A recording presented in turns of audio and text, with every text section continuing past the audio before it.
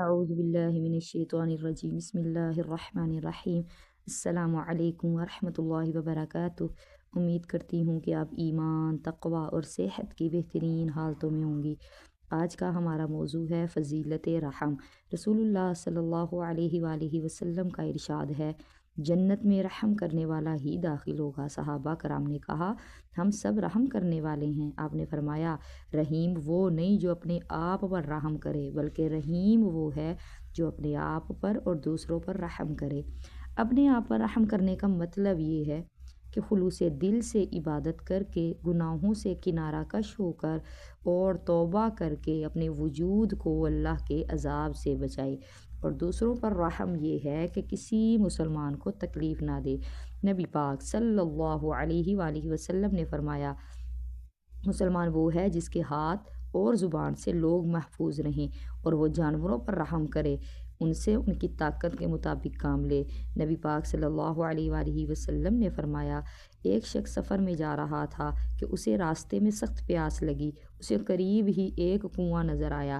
جب کنویں سے پانی پی کر چلا تو دیکھا ایک کتا پیاس کے مارے زبان باہر نکالے پڑا ہے۔ اسے خیال آیا کہ اسے بھی میری طرح پیاس لگی ہوگی۔ وہ واپس گیا، منہ میں پانی بھر کر کتے کے پاس آیا اور اسے پلا دیا۔ اللہ تعالیٰ نے محض اسی رحم کی بدولت اس کے گناہوں کو معاف کر دیا۔ صحابہ کرام نے رسول اللہ صلی اللہ علیہ وسلم سے پوچھا، کیا جانوروں پر شفقت کرنے سے بھی ہمیں ثواب ملتا ہے؟ آپ نے فرمایا، ہر ذی روح پر شفقت کا اجر ملتا ہے۔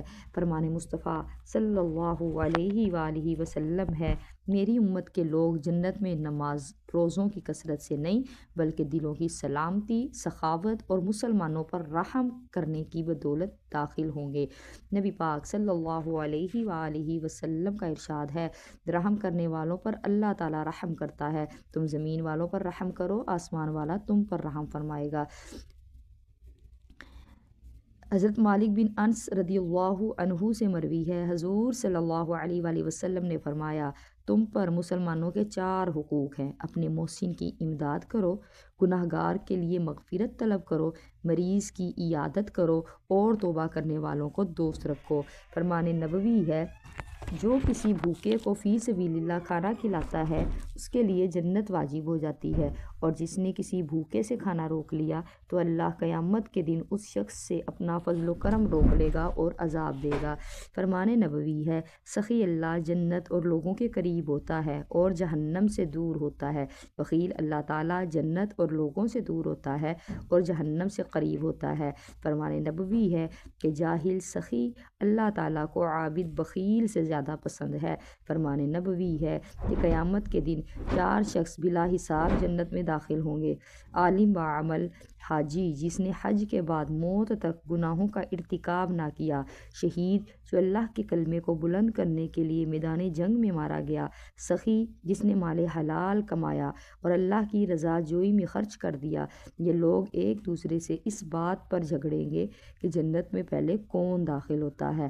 حضرت مقدام بن شریح رحمۃ اللہ علیہ اپنے والد سے روایت کرتے ہیں، ان کے دادا نے حضور کی خدمت میں عرض کی کہ مجھے ایسا عمل بتائیے جو مجھے جنت کا مکین بنا دے۔